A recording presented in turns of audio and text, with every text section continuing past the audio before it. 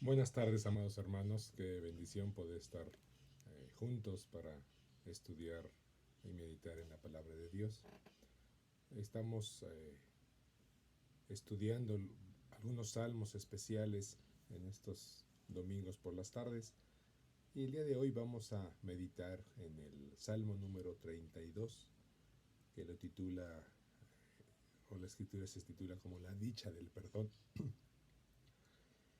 Y vamos a iniciar orando al Señor. Padre amado, te damos gracias por este día. Gracias te damos porque nos permites abrir tu palabra y podemos meditar en ella. Yo te suplico, Padre amado, que nos guíes en la estudio, en la reflexión de este pasaje y que, Padre amado, tu iglesia sea edificada, que sea consolada a través del perdón que solamente podemos recibir de ti y que viene a ser como un bálsamo de gozo, de paz a nuestro corazón y a nuestra mente. Gracias, Padre amado, porque nos permites estar juntos a través de esta tecnología, Señor, y que podamos darte la gloria en todo momento. En Cristo Jesús. Amén. Muy bien, voy a hacer lectura a este Salmo número 32. La dicha del perdón es un salmo de David. Y si se fijan, ustedes tienen su Biblia abierta. Hasta arriba también dice masquil. Vamos adelante a hablar sobre esto. Bienaventurado aquel cuya transgresión ha sido perdonada y cubierto su pecado. Bienaventurado el hombre a quien Jehová no culpa de iniquidad y en cuyo espíritu no hay engaño. Mientras callé, se envejecieron mis huesos, en mi gemir todo el día. Porque de día y de noche se agravó sobre mí tu mano, se volvió mi verdor en sequedades de verano. Mi pecado te declaré, no encubrí mi iniquidad, dije, confesaré mis pecados y transgresiones a Jehová, y tú perdonaste la maldad de mi pecado. Por esto orará a ti todo santo en el tiempo en que pueda ser hallado. Ciertamente en la inundación de muchas aguas no llegarán estas a él. Tú eres mi refugio, me guardarás de la angustia con cánticos de liberación. Me rodearás, te haré entender y te enseñaré el camino en que debes andar. Sobre ti fijaré mis ojos. No seáis como el caballo o como el mulo sin entendimiento, que han de ser sujetados con cabestro y con freno, porque si no, no se acercan a ti. Muchos dolores habrá para el impío, mas al que espera en Jehová le rodea la misericordia. Alegraos en Jehová y gozaos, justos, y cantad con júbilo todos vosotros los rectos de corazón. Tanto la culpa como el perdón, como el gozo, son emociones muy profundas en la vida del ser humano. Son emociones que nos mueven, son parte de nuestra vida a lo largo de ella, aún desde pequeños, niños, jóvenes, adultos, aún los adultos mayores perciben estas emociones y son importantes en la vida, en el día a día de cada uno. Pero la culpa, sobre todo la culpa, puede ser tan fuerte que nos lleve a unas emociones más críticas o más difíciles en el corazón y la mente del ser humano. E incluye la tristeza, la desesperación e incluso la depresión. Puede llegar una depresión tan crítica llevar al individuo a desear suicidarse, a quitarse la vida porque es una situación tan desesperante que no logra encontrar una salida. Y el principal estorbo para poder aliviar esta situación de culpa es la confesión. Es la confesión. Sin ella se puede estar viviendo como si estuviera uno cargando un costal de papas pesado, continuo, que no haya uno descanso donde poderla dejar o abandonar o retirar de uno, sino estar como cargando y no se logra ningún momento de descanso o de alivio. Este Salmo 32 pertenece a uno de los salmos que se les considera salmos penitenciarios o de confesión. Así los teólogos los han clasificado por su contexto y su sentido literario en el que fueron escritos. Y a lo largo de los siglos, muchos creyentes han encontrado a través de su lectura un rayo de esperanza, un alivio esperanzador para poder descansar sus mentes, sus corazones. Compartiendo las emociones del salmista, el rey David, que percibía dolor y arrepentimiento expresados a través de la confesión que aquí está él comentando. En contraparte con el gozo y la paz al saberse perdonados. Vean que este pasaje tiene las dos perspectivas de estas emociones. Por un lado, la tristeza y el dolor que implica no haber confesado, haber hecho iniquidades, haber cometido pecados, y eso causa pesar, pero una vez confesado o expresado ante Dios esa situación, esa mi verdad ante el Señor, provoca gozo y paz al saberse ya perdonado. La palabra masquil, que está hasta arriba como si fuese parte de un título, es una señalización o una indicación. Siempre que ven un salmo y que tenga esta expresión masquil, significa instrucción o para la instrucción. Y esto significa, es como un asterisco, por decir algo, donde el lector debe tomar suma atención a leerlo porque le va a crear una instrucción a su vida, una instrucción sobre su vida. Esta palabra, si la consideramos o cuando se escribe en plural, se traduce como sabios o sabiduría, y dando a entender que cuando se toma atención a esta instrucción que está escrita, entonces se adquiere sabiduría para la vida, sabiduría para tomar precaución acerca de situaciones en que podamos vivir, y así lo recomienda siempre el escritor divino. David escribe este Salmo 32 y pareciera que tiene un paralelismo con el Salmo 51.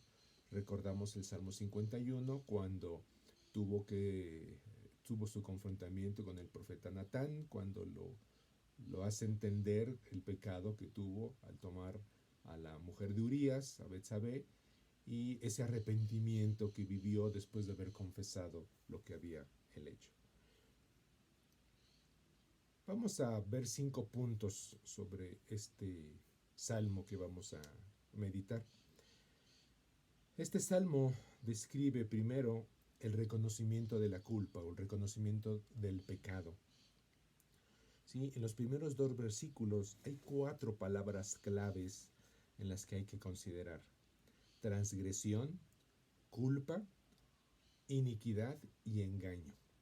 4 expresiones que tienen que ver con el pecado, con la condición del salmista y con la condición nuestra cuando reconocemos que estamos mal delante del Señor.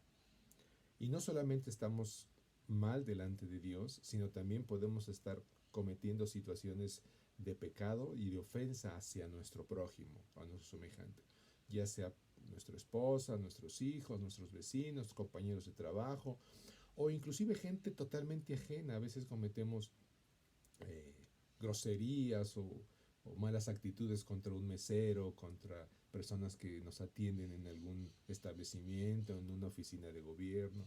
Entonces, tengamos cuidado en nuestras actitudes delante de las personas, porque no solamente ofendemos a Dios, sino ofendemos también a las personas. 2. Reconocer nuestra condición no basta. Sí, sí hice mal. No es suficiente reconocer que estás mal. Eso hizo Judas. Reconoció, pensó, tuvo remordimiento porque había cometido algo. No solamente basta reconocer nuestras actitudes o nuestra condición, trae consecuencias retenerlas, no confesarlas, trae sus consecuencias.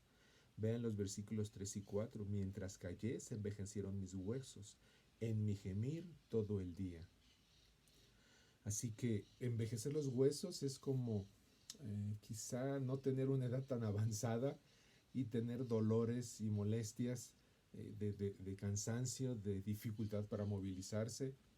No sé, quizá después de estar bajo mucha tensión, nuestros músculos se contraen y nuestros músculos están pues adheridos a nuestros huesos, y eso causa quizá, David no sabía que los músculos estaban pegados a los huesos, como ahora anatómicamente lo sabemos, pero seguramente ese sentir de envejecer los huesos tiene que ver con esta molestia corporal por haber callado, ¿sí? Haber callado sus iniquidades o sus pecados.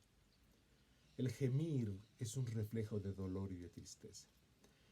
Quizá cuando vemos a un enfermo con una enfermedad terminal o en una situación muy grave, ya no logran hablar, ya no logran ni siquiera llorar, nada más están gimiendo, están en una situación entre un intento de voz junto con la respiración, se escucha ese gemido. Y así lo habla, así lo escribe David, en mi gemir todo el día, ¿sí? Todo el día. O sea, no hay un momento en que se podía sentirse mejor, sino cuando no se confiesa, cuando se calla el pecado o la iniquidad, se vive como gimiendo todo el día. Agravar implica no percibir la bendición de Dios.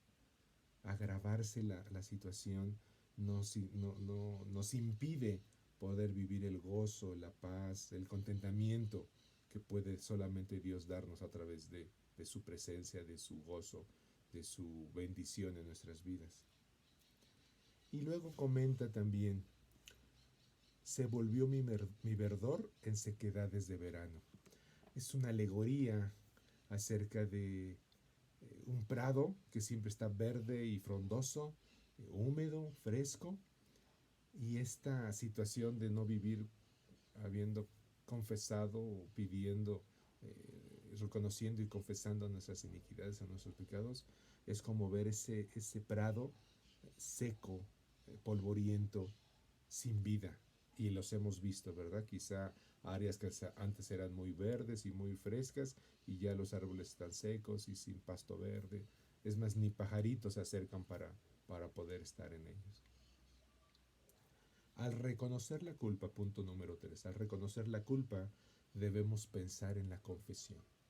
Cuando, cuando tú, hermano, reconoces que estás en pecado, reconoces que estás infringiendo la ley de Dios, reconoces que hiciste mal algo delante contra otro hermano, contra otra persona, debes ir a la confesión. Debes ir a la confesión.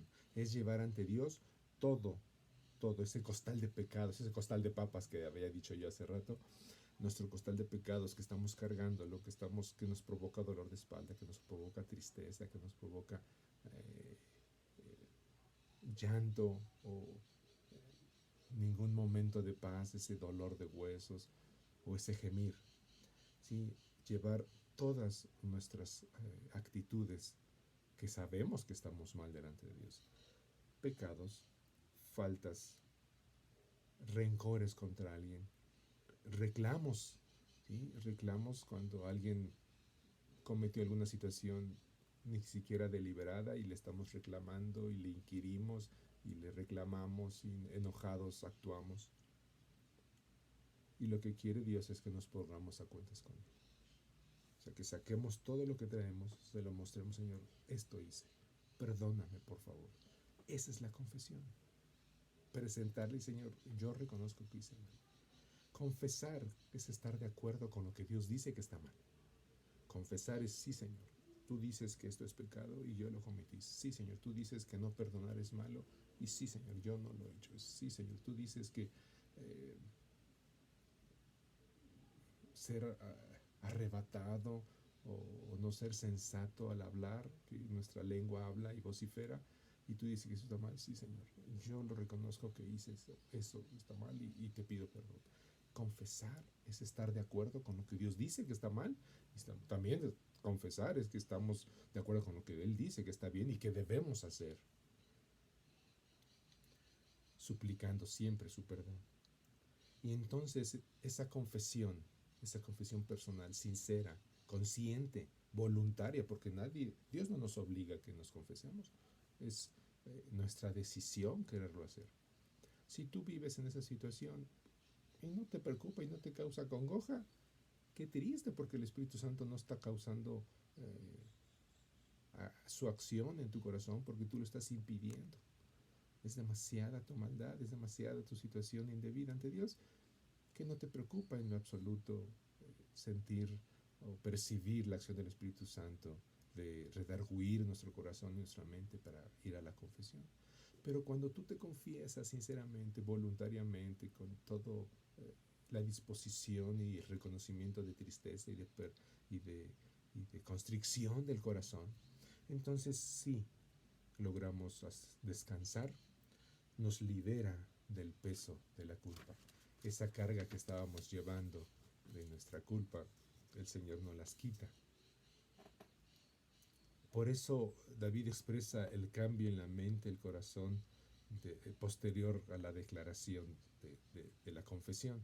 Nuevamente el versículo 1 y 2, bienaventurado. Yo no había comentado estas palabras de bienaventurado porque quería llegar hasta este punto. Pareciera como que David escala primero esa consecuencia o ese beneficio de la confesión, lo pone al principio y luego después habla acerca de si yo callo, ovejas en mis huesos, y luego me manda el perdón a la confesión.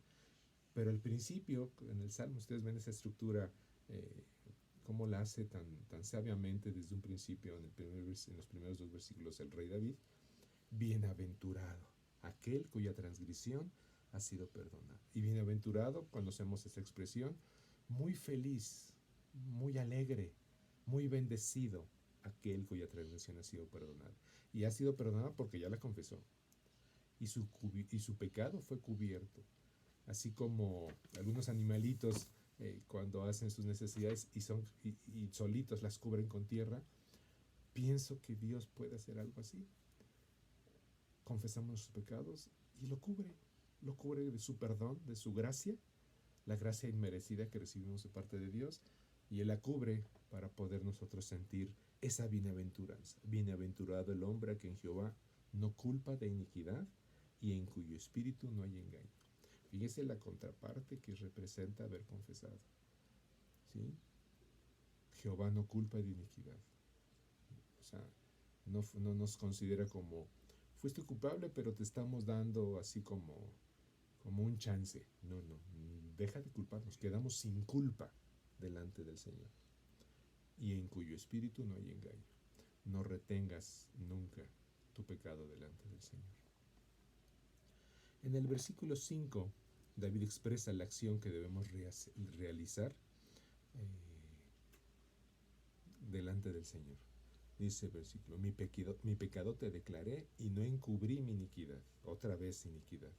Dije, confesaré mis transgresiones al Señor y tú perdonaste mi pecado. Mi pecado te declaré, no encubrí. Dije, me propuse. Debemos tener esa conciencia, ese deseo de declararle, llevarle ante el Señor. Es un deseo que debe nacer del corazón y de la mente de cada uno de nosotros. Confesarle, Señor, llevarle nuestras transgresiones. Cuando ocurre eso, el Señor nos responde con un bálsamo de amor, de cuidado. Tú perdonaste la maldad de mi pecado. Perdonar significa que Él la borra, la quita totalmente de su lista de pecado, de nuestra lista de iniquidades. Y entonces nos afirma su verdad, la verdad que sale de su propio corazón, de poder ser perdonado de nuestro pecado. Punto número 4.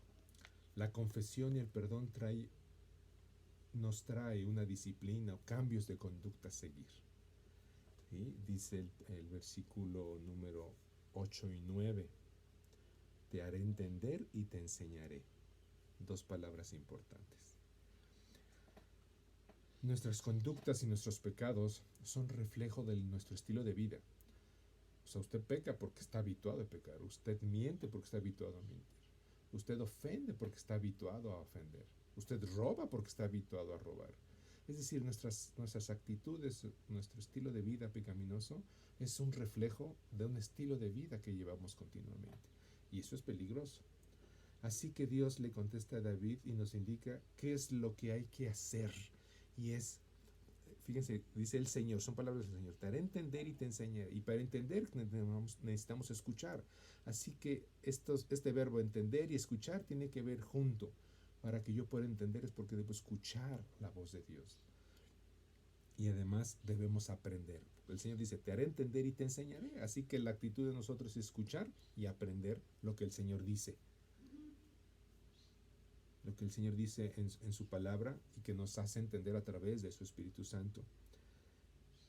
Te haré entender y te enseñaré el camino en que debes andar. El camino en que debes andar.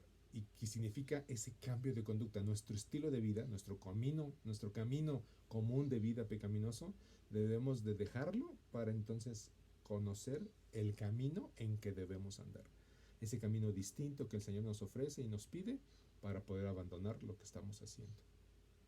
Y luego al final de estos versículos dice, te estaré mirando, sobre ti fijaré mis ojos.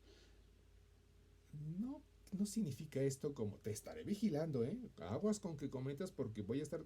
No, significa que su presencia, su provisión está sobre nosotros, como la nube que cubría del sol al pueblo de Israel sobre el desierto, o la flama o la antorcha que iba con ellos durante la noche, representando su presencia y su protección. Eso mismo el Señor nos quiere decir. Sobre ti fijaré mis ojos, te estaré mirando. Quizá como la palabra obispo, que es una visión, una supervisión superior, el Señor nos está obispando, nos está observando, nos está mirando. Sobre ti fijaré mis ojos. Y además, cuando cambiemos nuestro estilo de vida, nuestra conducta, cuando hagamos bendición a otros, cuando compartamos nuestras bendiciones, cuando nos comportemos con amor y misericordia para con otros, el Señor también nos estará mirando nuestro comportamiento. Y seguramente provocaremos gozo y alegría en el corazón del Señor.